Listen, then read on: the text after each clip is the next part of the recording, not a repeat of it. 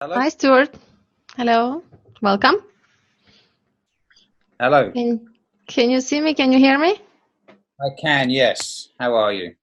Great. How are you? Yeah, very good. Very good. Whereabouts are you? I am in Turkey and you are in UK, right? Yeah, just outside London. So, I just looked it up, so just found out that you are from UK. Cool. yeah, So that means it's not middle of the night for you, because usually I do United States calls and they're all like, half asleep. yeah. Yeah, it's always a trouble when they do these webinar things in Pacific time, sort of 5 o'clock in the afternoon, and it's like middle of the night here. So I know exactly. All don't right. keep So up. Yeah. today I am gonna okay, so initial plan was to ask you about inventory management, but why don't we just switch it up and do an intro about Activ8 and just talk about that? Is that okay? Yeah. Um, Is there any yeah. new service or product that you guys are launching or would like to promote more than that? Because I see you are many years with the company, so you probably have product by product kind of growth. Yeah, I mean, basically our background was that we have been going 20 years. So I started building websites 20 years ago and taking products, and it was just the start of e-commerce. Um, and basically we were taking products, putting them online, and in those days we would buy it from people who were used to selling to market stalls or shops, and you could see the difference between different channels. People buy what's in front of them. So when they were sending it to a market stall, they just sold what they were given. But when we were putting it on the internet, they would sell us something similar, and we were like, "Well, we want what we put on our website." So from an early stage, we understood the sort of differences between multi-channel and the different sort of idiosyncratic features. But then we went on a journey of setting up manufacturing in China, selling our own phone cases, which we still do today.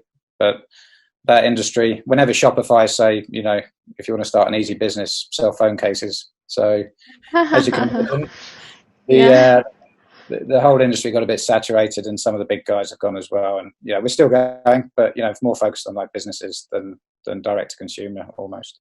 But Okay.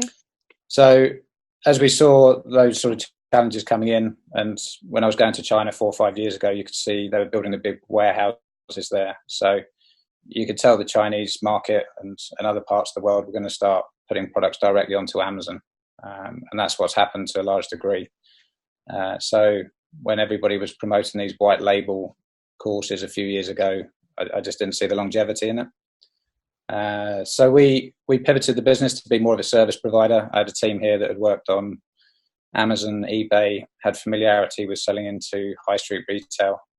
So we said we'd help brands on Amazon, but I've done more work, or the team have done more work around supply chain or helping businesses actually set up correctly, so that they can succeed on Amazon. So all of the different elements, and we're seeing changes in Amazon now with more global store sort of offerings. So the dynamics changing. So and I think that's the challenge for many companies, is keeping up to date with the challenges that are happening on Amazon. That's right. Um, so we do work on Amazon. That's our main focus, but we like to think we offer more than most, because we're offering different services because of our experience of working with retail and distribution. So startups don't yet know what they don't know generally. And Right. So are you saying you are a full Amazon agency then? Because from your LinkedIn profile, I see that you're a founder of Activ8. And there's this, wow, you have appointment management within your Facebook page. That's great. I've never seen anyone else do that. Cool. yeah, well, I mean, it's challenging. I just think it's so challenging for businesses, and this is where we do business development and a mentoring program just to help brands. There's so much noise out there, so we're just trying to break it down. So keep it simple, and make sure that they're sort of focusing on what they should be focusing on, even though it stems around. My belief is you have to go where the customers are, and that's largely a large chunk of that is Amazon. So um, we did try and say that we would focus on on multi-channel, but I don't think people really get multi-channel yet. So whilst we sort of promote that we help brands on Amazon, it is a multi-channel offering. Okay, so who is your service for? Is it for new sellers or for like established sellers? Or is it for someone who's doing retail already and just wants to add another channel? Like what type of customer comes to you usually? It's one we get asked, and is it about revenue or is it about, you know, what they're turning over? What we like to work is with brands that are unique or have a distinct offering. So as I say, there's two real channels. One is the startups who are challenged by, you know, having to multitask in a small business. They want to succeed on Amazon, but as I say, we provide a team to them that can do PPC or content management, all of those sort of services. We do fulfillment for clients. Okay. And then we also work with the big companies, which is a far different proposition in terms of, you know, there's the psychology of they got growth through being on retail and distribution, and now it's channel conflict. So what they're doing in Germany could affect what they're doing in Japan, depending on how they've been set up. So it's more of ultimately we provide a team, whether you're a startup or an established brand, to transform your business. And that can either be through training so that they scale and then they can afford their own team of process-driven individuals, or that we're not bending their business out of shape if they're a large business. If that makes sense. So you're like consultants that sort of hold the hand, right? It's not really that you are providing the actual team members. Yeah. So we've got a team here that will do content, we'll do PPC. So this is here's the UK team. We've got to get up to date. There's a few more additions to this since we updated that page, but it's really understanding. Yeah, so we do the doing, but we also do the strategy. And you know, for a lot of small businesses, they get caught up picking and packing orders or managing parts of the business that they, you know, in my opinion, they shouldn't be near. So, you know, in the startup world, you know, entrepreneurs need to be doing what they're passionate about, and they end up they start off facing forward, facing their customers, and then face backwards into running a business and administration and all that side. So we wanted to provide the objective services to a business, you know, the things that they have to do that they don't necessarily like doing. You know, again, I believe in energy levels being maintained, and if they're doing what they love doing, then there's more chance of success in the business. So you are the founder, right? Founder Yeah. and owner. So what are you famous for? Like, you know, usually when the founders start companies, they are the ones who are the engine. They run the company. They are doing something. So what's the thing that you are known for and famous for? I don't know about famous, but if you would give a talk, like what topic would that be on? I think that you know, we were on Fast Track 100. I don't know if you're familiar with that. No. So it's the top fastest growing companies in the UK. So we've sold over 12 million phone cases, and you know, that led us onto a journey of our own sort of. I've sat the other side of the table in building a brand, and yeah, what I'm famous for, you know, I'm not overly famous, I wouldn't say, but you know, the bit where we can provide the most help is that, you know, I've been on that journey of fast track growth, and I think, you know, my own experience, I learned lots of things just a little bit after it would have been really useful to know them. So they're not on your radar until you get to a certain point. And, you know, that's the piece that I help brands with. So it's not just, yes, we can help with Amazon, but we do, you know, the strategy. We've got a really good network that we've built over 20 years. So I've helped to point CEOs to brands or set up distribution in another country, you know. So, you know, it becomes about your network that you build over 20 years of doing it. But, you know, my passion is helping brand owners and, you know, the big brands as well, because, you know, it's challenging for them at the moment. The high street is coming under, you know, has been under pressure for some time. And everybody knows the problems, but not everybody always provides the solutions. So I wanted to be the company that I needed sort of 10 years ago. And I've got good experience from that side. I don't think it's fame, but it's experience that helps me sort of see the challenges, and it's ever changing. There's new technologies. It's now TikTok and these sort of things.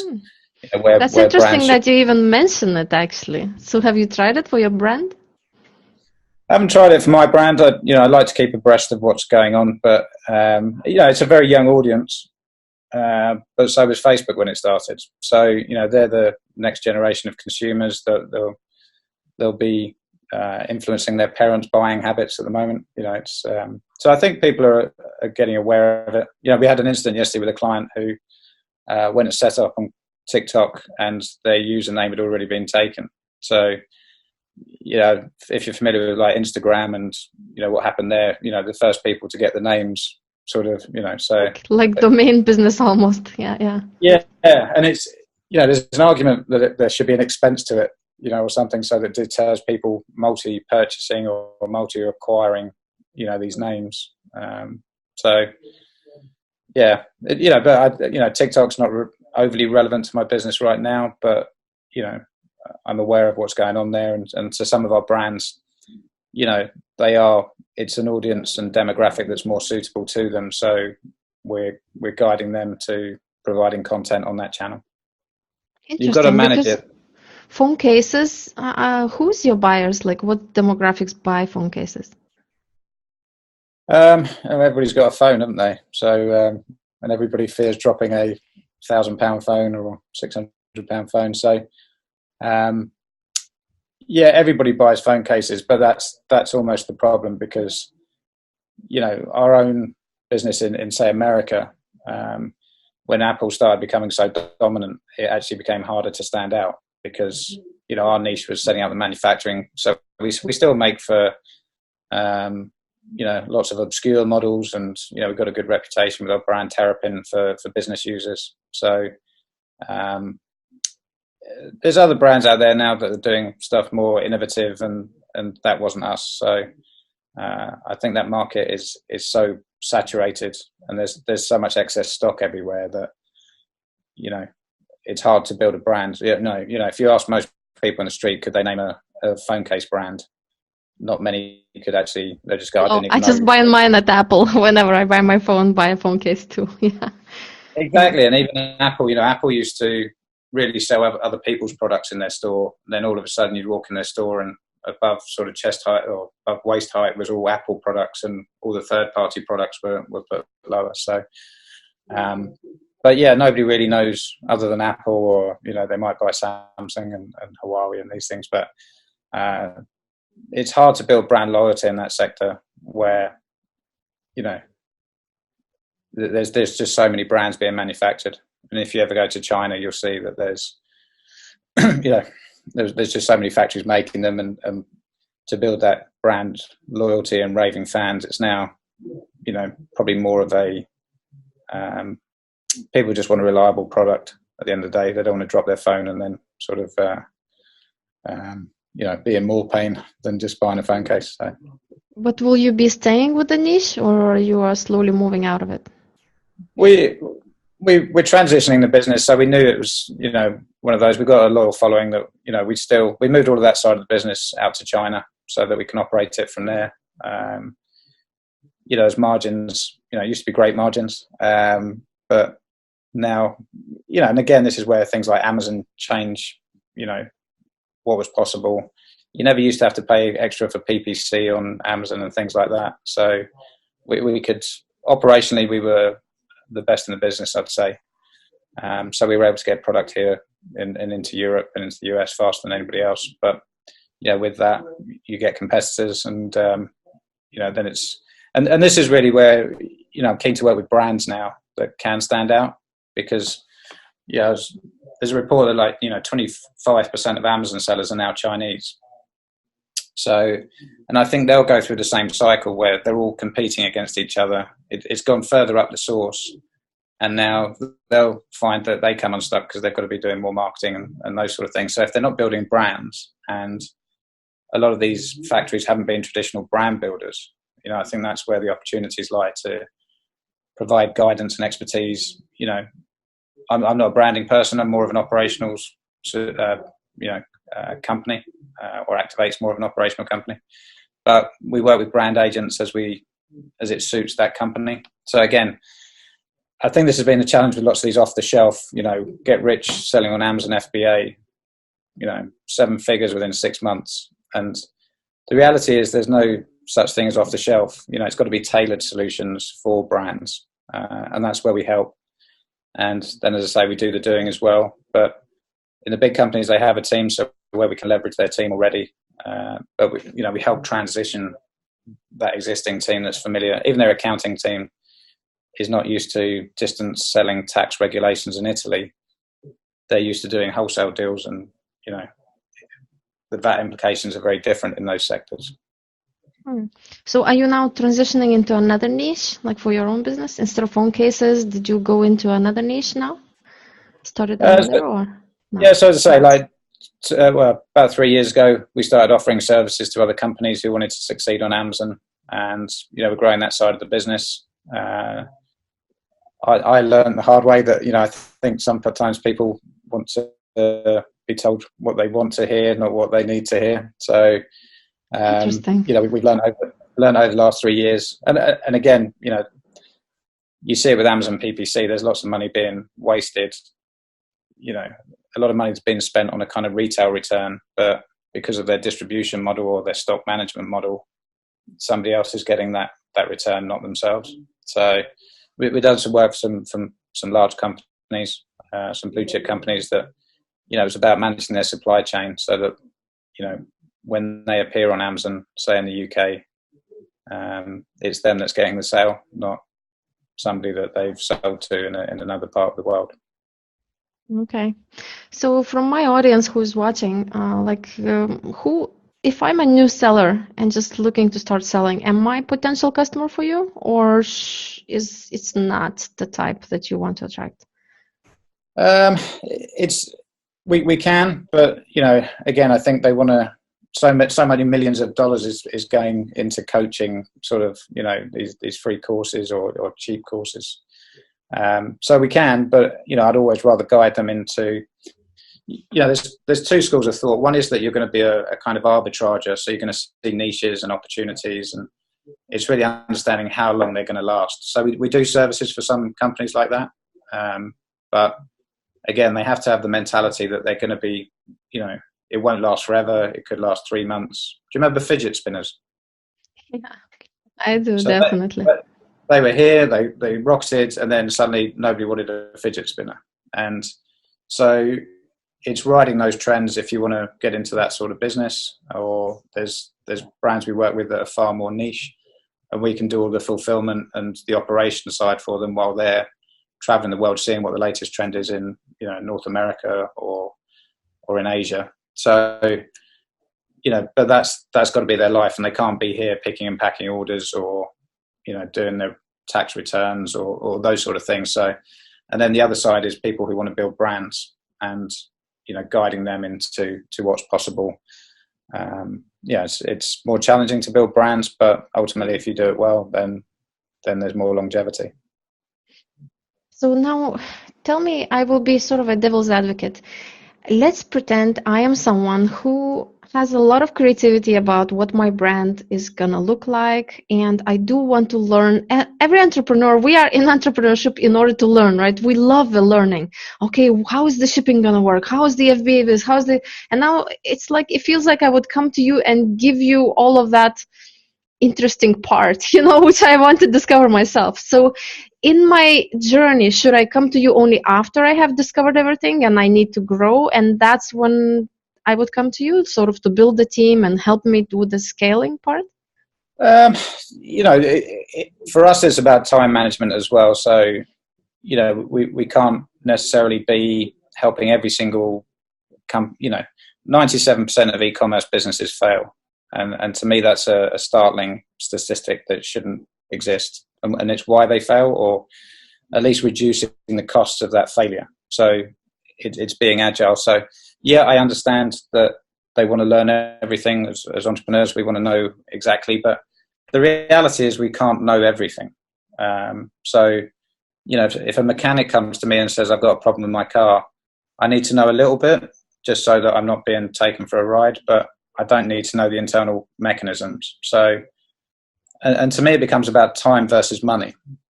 So if I'm paying somebody to do the work, yes, I could learn how to do absolutely everything.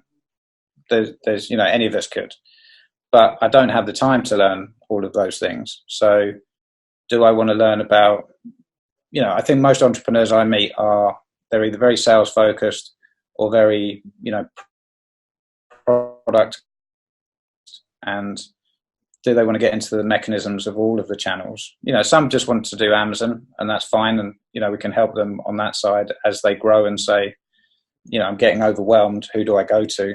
We can help them at that point. And they're familiar with what we do because they've had that experience. So, we never, it's always trying to be as transparent as possible in business for us. But they'll know a little bit about what we do, and they'll understand that, well, yes, they could do it, but they don't have the time to do it. And then, yes, they could get a team around them doing it, but do they want to be running a team, or do they want to be employing somebody who can run that team internally? So, we see that sort of conflict, do you want to outsource or do you want to have it internally? But I think some of the pieces, it just makes more sense to go with fulfillment. We work with 11 UK couriers, for example, and we can tailor solutions for a seller to, it depends on the Amazon model that's being built. If it's just into vendor, if it's just into FBA, if it's a mixture, I'd always prefer to do like a mixture of FBA and merchant fulfilled, or seller fulfilled prime that's come into the space. But again, we'd tailor a solution for them as they grow. But, there's a lot of noise out there, and that's where I think there's conflicting information at times. So, that's part of the entrepreneurial journey, isn't it? Just working out what's fact, what's fiction, what suits. Yeah, that's the most exciting part, right? To learn all of these things. Yeah, it's exciting, but for some it's overwhelming, and yes, I think you have to go through a little bit of pain to, I think you have to be at bad restaurants to understand what a good restaurant looks like. So in that sense, yes, it is part of the learning, it's part of the journey, but I also see a lot of people become overwhelmed by that and needing a reliable source that can actually give them a solution, not just more information. And that's how I think we can help brands. Okay, I think I have you guys figured out. So I think the perfect journey would be like that. I'm starting as an entrepreneur. I found out about selling on Amazon. I learn everything I can because I'm curious, interested, and have a motivation. 4 months in the game, I'm already with like 2 VAs around me. Things are falling through the edges, like shipping is hard, and then I have to run like team meetings, and it's getting more boring, and I feel like I'm gonna move on to the new trend, which is like TikTok or something else. I guess that would be the perfect time when I already established some sales on Amazon and started thinking about Shopify or other channels, then to sort of offload the team management and growth to you guys. So would you say that's the good path to go, or? Yeah, very much. I mean, again, from our own experience, we've seen as well, and working with brands that, again, you find out these things later on when, if you make a decision to build your brand on Amazon, usually the price points that you have to compete in certain categories are of a particular price point that then means you can't go into retail. There's not enough margin in it and those sort of things. So, again, when you say, right, we're going to go to Shopify, there's still things that are interesting to learn at the start of that journey, rather than get down the line and go, oh, I wish I'd set it up here. And again, some of the, I don't know, if you're familiar, like Germany recently closed a lot of accounts with their VAT law changes in October 1st. Yes, I'm one of them. Yeah. And again, so it is part of the journey to understand, but we're advising clients of how they should be set up and how we could best facilitate that part of it. But it was interesting, some of the clients we've had come to us since that time needing help, and doing 7 figures through Amazon, but hadn't set up their SKU structure right, or their barcodes right, or and not just on Amazon, but on their accounting systems. So we try and connect the dots. And whilst, yes, we'd always prefer people who've had a little bit of success it's the content we'll be doing in 2020 is more about how to set up correctly from day one. We got a 200-point checklist that would scare the life out of business owners in many ways. That's the bit that we've learned and gone through. But if we can start sharing some of that content and in bite-sized chunks, so that we're helping them set up from day one. We're all going to make mistakes. Everybody does. So there's no fear of failure, and we're going to learn. But it's interesting. We probably have more success with those that have been burnt a little, or again, I don't go to a chiropractor until I've got back pain. So there's all the exercises on Google I can go and do to have a good back, but I don't go until I'm in that bit of pain. So that's where we sort of see that we had most benefit, because there's an understanding of how it works to a degree. It's just usually they've run out of time, or their energy is being spent on things that they aren't as keen on as building the new products or looking at new sales channels. So there's lots of tech out there as well now, and that's another changing landscape of what tech can be used to streamline a business. So like you mentioned, VAs, this is a whole growing part of the business of how you can get efficient cost to your business on a global scale. That's right. So if I need VAs, you said you have a team, so I'm understanding that you will manage my PPC for me, you will do the fulfillment, and you have relationships with the shipping, like distribution chain. What about the actual day-to-day work, like answering customer support tickets and doing refunds and making small decisions like that, replying to reviews and feedback? What about those? Yeah, so we have a mixture, and then we outsource some of it, some of that work, but where possible, we'd always try and do it through a UK team. And again, we're using technology to flag those things up. I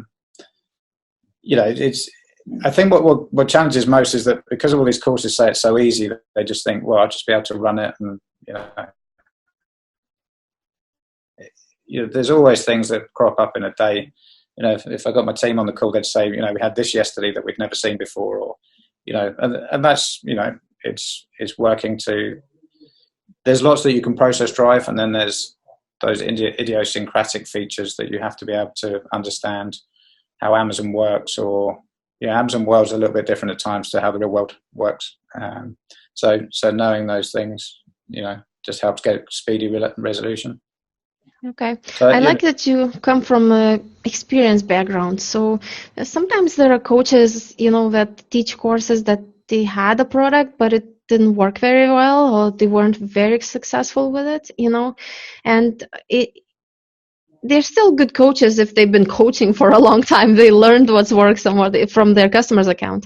But I really like to go to coaches that are, coming from experience, and you've done so many years of successful selling on Amazon yourselves, right? So you have, high volume business that you had.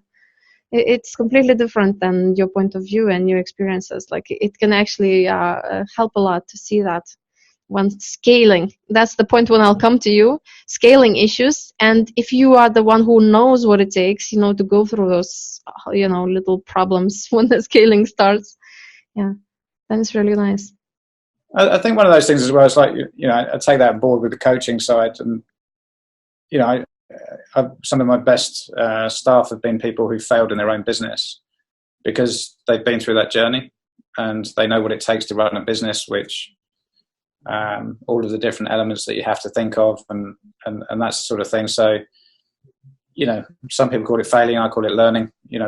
It's those things that challenge us or push us. But also, what I like getting involved in is what's latest. I've kind of got that brain. But so what worked 10 years ago in not just in Amazon, but in marketing, or this is really changing, rapidly, and it's still to try and keep it as simple as possible. But we have to be aware that Amazon's a different vehicle than it was 10 years ago.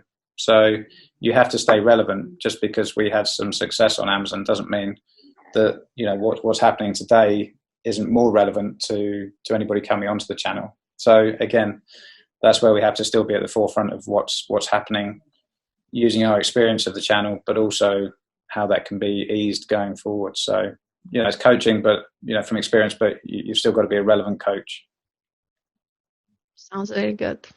So if people want to work with you, how can they reach out to you? So on the website, activ8.online, activ8.online, we're there. We're going to be doing more events next year. So again, from my own experience of what we did with Activ8, we went so quickly, and we wanted to make sure we had the product offering. So we've been working with clients over the last 2 years, and fine tuning some of our offering, and now we're going to be doing more events and more content. Gareth, who's just joined us as head of business development, is there to talk to clients and make sure that we're giving them the best solutions. And I don't think there are off-the-shelf solutions, so we're always looking to make sure that we tailor them for the clients. So this is you right here, right? That's me. And that's some of your people? No, so this is War Paint for Men. So it's a male cosmetics brand. Right. Oh, that's the representatives from them? Yeah, that's Danny and Matt from War Paint. So they were, again, they were a small business that were looking to scale. It's worth watching Dragon's Den. I've heard of them. I felt like they're a huge brand. I don't know, just the name is amazing, and it's like I thought, wow. Instead of saying makeup for men, they say war paint for men, and it's like awesome. It's just I thought this brand was amazing. I think I got an ad on Facebook for it. Yeah, so but again, they were only a small team when they went viral online, and then they were on Dragon's Den. I don't know if you're familiar with that in the UK. Yeah, I haven't watched that episode.